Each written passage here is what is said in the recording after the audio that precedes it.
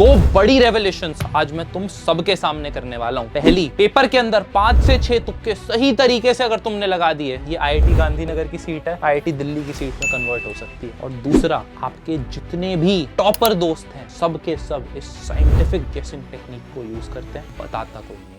Simple फंडा है यार। 30 से 35 नंबर अगर पेपर के अंदर आते हैं, 30 से 35 नंबर में एमिटी यूनिवर्सिटी नोएडा के अंदर एडमिशन मिलेगा। 20 लाख रुपए की बीटेक की डिग्री है, 4 साल बीटेक करोगे, 5 साल कॉस्ट निकालने में लग जाएगी। एवरेज पैकेज है 3 से 4 लाख रुपए का। यहीं पे अगर थोड़े से ज्यादा क्वेश्चन सही हो जाते हैं तुम्हारे, तुम पहुंच जाओगे DTU की किसी लोअर ब्रांच के अंदर। बीटेक आधे पैसों में हो जाएगी, 8 से 10 लाख रुपए में, और प्लेसमेंट तुम्हारी जस्ट डबल हो जाएगी। 10 से 12 लाख का पैकेज लोअर ब्रांच से भी तुम एक्सपेक्ट कर सकते हो। इसलिए जरूरी है, सिंपल सी बात है, किसी को कोई फर्क नहीं पड़ता तुम्हारे पेपर के अंदर क्या मार्क्स रहे, क्या परफॉर्मेंस रही, रिजल्ट्स आर अवॉर्डेड। इसलिए जो फ्लूक है, जो तुक्के का इंग्लिश शब्द है, ये लगाने की हमें जरूरत है, पर साइंटिफिक मेथड्स आज तुम्हें बताऊंगा कैसे लगाने हैं। समझ लो, रिजल्ट्स आर ऑलवेज अवॉर्डेड। तुम्हारा सिलेक्शन एक अच्छे कॉलेज में जरूरी है। ये बात समझ आ गई तो पहली टेक्निक पे तुम्हें लेके चल रहा हूं यार। ये फिजिक्स के लिए हमारी डायग्रामेटिक अप्रोच यार हमें लेनी पड़ेगी क्वेश्चंस के लिए। यहाँ पे हमारे सामने एक इलेक्ट्रिक फील्ड का क्वेश्चन था और इसके अंदर हमने क्या किया, इसको डायग्रामेटिकली रिप्रेजेंट करने की कोशिश करी है। इससे क्या हुआ, हमें एक विजुअलाइजेशन मिल गई। पेपर में स्ट्रेस है, बहुत सारी चीजें, विजुअलाइजेशन मिल गई, इससे डायरेक्शन फाइंड कर ली। ये पता चल गया कि जो वर्क आएगा हमारा इस केस में नेगेटिव ही आएगा। नेगेटिव अगर वर्क आएगा तो उस केस में हम ऑप्शन ए और ऑप्शन बी को सीधा सीधा एलिमिनेट कर सकते हैं। अब अगर हम इसमें तुक्का लगाएंगे तो जहां पहले प्रोबेबिलिटी सही होने की 25% थी, अब वो चांसेस हो गए हमारे 50%। ठीक है, क्योंकि ये दो ऑप्शन अब हमने एलिमिनेट कर दी, या तो ये होगा या ये होगा। तो अब तुम एक बेटर स्थिति में होंगे तुक्के लगाने के। ऐरे गैर तरीके नहीं बता रहे यार कि जय माता दी वाला कर दो, जय माता दी।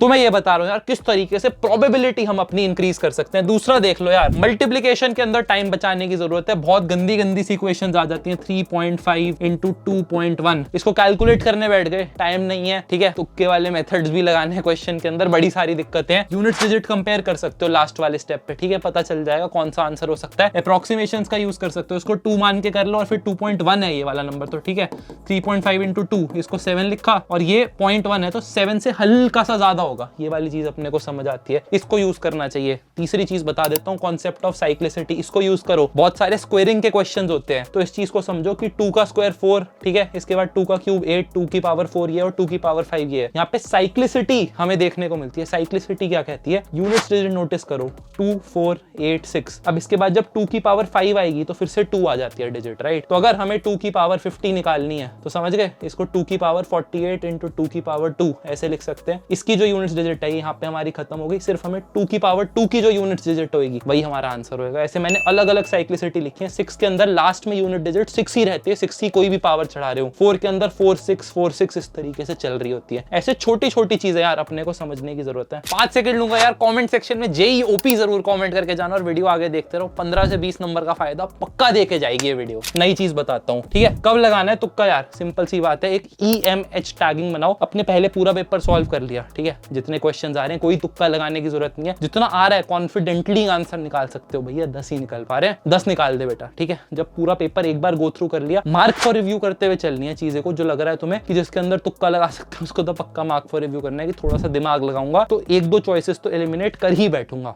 उस केस में पक्का लगाना है। इजी क्वेश्चन सॉल्व कर दिए, ठीक है, कोशिश करो 100% एक्यूरेसी की, और फिर मार्क फॉर रिव्यू वाले क्वेश्चंस पे टूट पड़ना। ये चीज समझ आ गई। अब अगली चीज पे लेके चलता हूं तुम्हें। अगली चीज आ जाती है यार, elimination is always better than selection. ये वाली चीज यार हमें MBA के अंदर सिखाई जाती है। फोकस्ड एलिमिनेशन की अप्रोच रखनी है। फोकस्ड एलिमिनेशन क्या कहती है कि कभी कभी कोई क्वेश्चन आएगा, तुम्हें दिखेगा कि यार इसका ABCD केमिस्ट्री के अंदर ये वाला ऑर्डर सही लग रहा है, राइट, तुम सीधा उस वाले पे टिक कर दोगे, तुम्हारी आंखें बाकी ऑप्शंस पे जाएंगी नहीं। पर सिलेक्ट करने की जगह हमें एलिमिनेट करने की कोशिश करनी चाहिए कि A ऑप्शन पे गए तो A ऑप्शन गलत है या नहीं, गलत है काटा। B ऑप्शन गलत है या नहीं, काटा। C ऑप्शन गलत है या नहीं, काटा। D ऑप्शन यही सही हो सकता है तो D पे लगा दिया। अगर सीधा D लगा देते हो तो हो सकता है कि ABC के अंदर कोई ना कोई स्टेटमेंट मिस कर दो। तो एलिमिनेशन पे फोकस करना है हमें, फोकस्ड एलिमिनेशन। A देखा, B देखा, C देखा, फोकस्ड एलिमिनेशन करनी है रादर देन सिलेक्शन। आ गई समझ ये चीज? समझ आ गई तो सब्सक्राइब कर देना। अगली स्लाइड पे लेके चलता हूँ, डायमेंशनल एनालिसिस, MLT। ठीक है, सुना है ना ये तुमने MLT?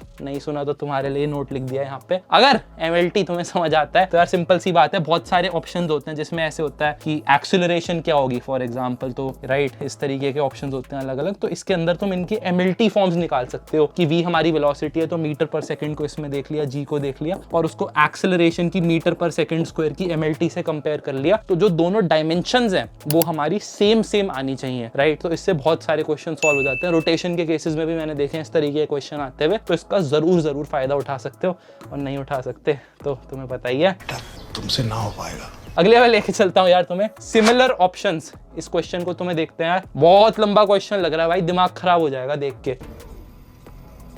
पर इसके अंदर देखो, ठीक है, डज नॉट एग्जिस्ट जैसे ऑप्शन नहीं एग्जिस्ट करते भाई जेईई मेंस के अंदर, इसको तो सबसे पहले काट दो, ठीक है। अब दूसरी बात, एक ऑप्शन है 27, एक है 27/2। इसके अंदर अब ये है यहाँ पे हल्का सा गेस वर्क वाली बात कि ये जो फ्रैक्शन वाली चीज है इसको हम काट सकते हैं, क्योंकि जो ए ऑप्शन है यहाँ पे हमें एक न्यूमेरिकल वैल्यू दे रखी है, राइट। तो हो सकता है कि जो आंसर है वो इन्हीं दोनों में से हो, 9 और 27 में 27/2 मोस्ट प्रोबेबली नहीं होगा आंसर, ये वाली चीज। इस तरीके से आप कर सकते हो भैया, ये तो काफी ज्यादा वेग है यार, तुम तुक्का लगा रहे हो बिना मेहनत के, तो वेग ही होगा। पर इस तरीके का मतलब अगर तुम्हें लगाना है तो इस तरीके से थोड़ा बहुत सोच के कर सकते हो। अगली चीज तुम्हें बता देता हूं, सब्स्टिट्यूशन, रेंज ऑफ फंक्शन दे रखी है या निकालनी है, √3 - x + √2 + x की, ठीक है। जेईई मेंस 2023 का पिछले साल का क्वेश्चन तुम्हारे लिए लेके आया हूं। अब अगर इसकी रेंज निकालनी है तो यार सिंपल सी बात है कि ये √3 - x है, ये √2 + x है, इनकी मैक्सिमम और मिनिमम वैल्यूज निकाल के देखो। कैसे निकालोगे, x की अलग अलग वैल्यूज पुट कर दो, ठीक है। x = 1 पुट करके देखो क्या हो रहा है, 2 पुट करके देखो क्या हो रहा है, क्रिटिकल पॉइंट्स पे पुट करके देखो, रूट के अंदर कुछ भी ब्रैकेट के अंदर दे रखा है तो x = 3 पे देखो क्या हो रहा है, x = -2 पे देखो क्या हो रहा है, राइट। उसके बेसिस पे प्रेडिक्ट करके तुम्हें एक वैल्यू मिल जाएगी कि यार इससे ऊपर तो नहीं जा रही है। ये सब्स्टिट्यूशन का तुम्हें और केसेस मैं बता देता हूँ, कोलिजन के आते हैं यार बहुत सारे क्वेश्चंस, उसके अंदर m1 और m2 होता है, तो m1 को 0 ले लो, m2 को इन्फिनिटी ले लो, इस तरीके से भी सॉल्व हो सकता है। ट्रिगो का कोई भी क्वेश्चन है यार, तो साइन का कुछ भी आ रहा है हमारा या कॉस का कुछ भी आ रहा है तो 30 डिग्री 60 डिग्री, राइट। ये जो स्टैंडर्ड वैल्यूज हमें पता होती है, इनके थ्रू एग्जामिन करने की कोशिश करो। बहुत सारे क्वेश्चन है ना यार, तुम्हें ऐसे होता है कि आइडिया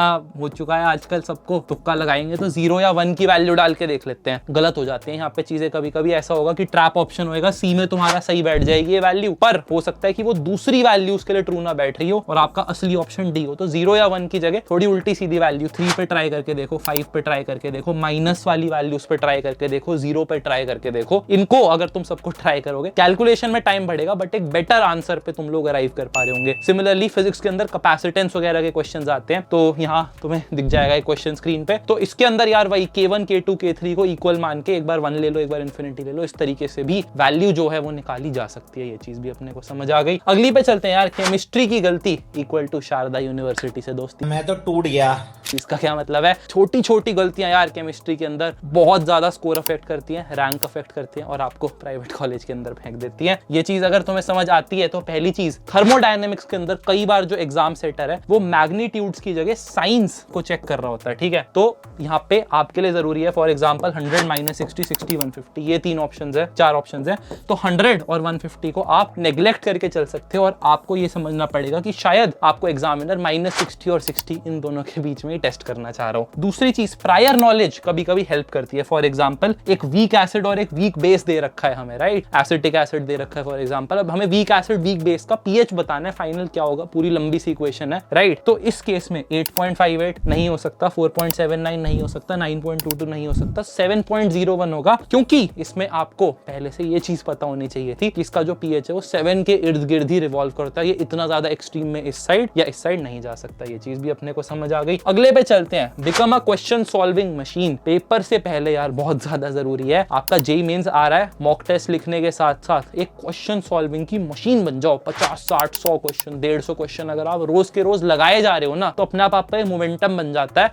और आपका जो दिमाग है वो बहुत सारी प्रॉब्लम से एक्सपोज हो जाता है। इसका क्या मतलब है, अगर बहुत सारी प्रॉब्लम से दिमाग एक्सपोज होएगा तो पेपर के दिन भी वो ऐसे मैकेनिकली चलेगा और क्या पता कोई ना कोई क्वेश्चन सिमिलर तरीके का ठुक जाए आपका, राइट। तो ये वाली चीज भी अपने को आ गई समझ। अगली स्लाइड पे चलते हैं, दिमाग चलाओ यार। एक क्वेश्चन है यार आप लोगों के लिए सिंपल सा, 8th कॉमन टर्म ऑफ इस सीरीज और ये सीरीज, इन दोनों की 8th कॉमन कॉमन टर्म निकालनी है, ठीक है। अब मेरे जो निंजाज होंगे वो इसको करने बैठ जाएंगे सॉल्व, ठीक है। और जो मेरे थोड़े से हल्के बच्चे होंगे पढ़ाई में, थोड़ी मस्तीबाजी में लगे थे, वो फंस जाएंगे क्वेश्चन पे। यार इस सीरीज को एक्सपैंड करके लिख लेना, तेरे पास वैसे ही बहुत टाइम होएगा पेपर के अंदर, अगर तू नहीं पढ़ा है तो इस सीरीज को एक्सपैंड कर ले, आगे लिख ले इसको। 19 के बाद ये 4-4 का गैप चल रहा है, इसको लिखना शुरू कर, 23 लिख, 27 लिख, 31 लिख, और यहीं से इस वाली सीरीज को एक्सटेंड करना शुरू करिए। 5-5 का गैप आ रहा है, इसको लिख आगे, 26 लिख, 31 लिख, और गिन ले 8 टर्म कौन सी आती है, राइट। 8वीं कॉमन टर्म निकालनी है ना, तो कॉमन आने लग जाएंगी, थोड़ी लिख ले इसको। 150-200 तक सीक्वेंस से चलेगा, यहाँ पे भर जाएगा आधा पन्ना तेरी रफ शीट का, पर आंसर तेरे को मिल जाएगा कि कौन सी कॉमन टर्म आ रही है। न्यूमेरिकल बेस्ड आंसर है, नंबर मिलेंगे बढ़िया। तो इस तरीके से भाई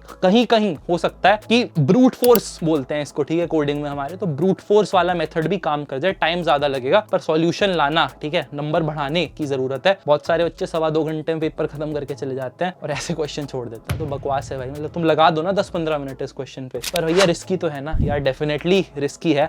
रिस्क है तो रिस्क है।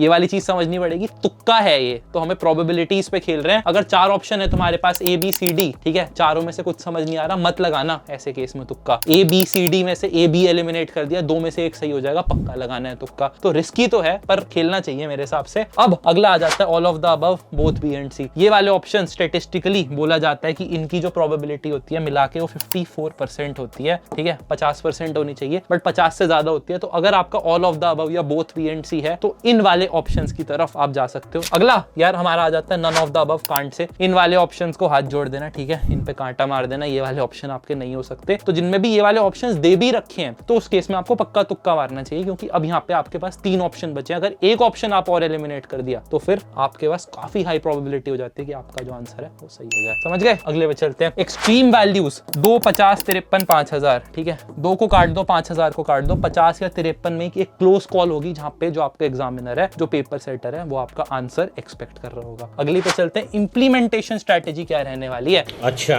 पहली इंप्लीमेंटेशन स्ट्रेटेजी है कि इस चीज को बेटा 10 से 15 क्वेश्चन में लगाना, वरना हमारी कोई गारंटी नहीं है, हमें माफ कर देना, ये सारी चीजें आपकी फेल हो जाएंगी। दूसरी चीज, ये सिर्फ एग्जाम के लिए, इसको मॉक टेस्ट के अंदर ट्राई मत करना, बहुत ही अजीब सा गलत सा स्कोर आ जाएगा जो आपको एक गलत होप सेट कर सकता है। ये जो चीज है ये सिर्फ आपके टेस्ट के लिए, वरना पाप चढ़ेगा। न्यूमेरिकल क्वेश्चंस में अगर कुछ समझ नहीं आ रहा तो उस केस में भी 0 और 1 ये वाले आपके बेस्ट फ्रेंड्स होते हैं, इनको लगा के आ जाना, ठीक है, यहाँ पे कहीं ना कहीं चांस बन सकता है। पैटर्न्स बनाने से अच्छा एक ऑप्शन ब्लाइंड गेस मार लो। अगर आपको लग रहा है हमारे भाई की तरह के आपके ऑप्शन होंगे ए 3 आ चुके, तो चौथे पे भी ए तो आ ही जाएगा, या चौथे पे ए तो अब आ ही नहीं सकता। तो इस तरीके का अगेन बहुत ही रैंडमली डिजाइंड पेपर होता है, तो तुम चमन लाल मत बनो, ये वाली गलती मत करो। ABCD आ गया भैया, तो अब तो DCBA ही जाएगा इसके बाद ऑर्डर, पूरा ऐसे पैटर्न चित्रकारी सी बना दूंगा मैं OMR शीट पे, तो ऐसा भी नहीं होता। ऐसे तो नहीं होता है। और ये समझना पड़ेगा that 0 is always better than -1, ठीक है, getting a 0 on that question is always better than -1 unless the probability of success is very very high, that is upwards of 50%। अगर ये चीज आपको समझ आ गई तो इस वीडियो को कर चुके हैं समाप्त। Thank you so much. Channel को सब्सक्राइब कर देना, वीडियो को लाइक कर देना। जेईई के सेंटर पे जाके हर शिफ्ट का एग्जाम रिव्यू आप लोगों के लिए ले रहे होंगे, चैनल को इसलिए सब्सक्राइब कर देना, आपको अपने पेपर के बारे में डिटेल्ड एनालिसिस पता चल जाएगा। खत्म करते हैं, all the very best and it's a wrap up, bye.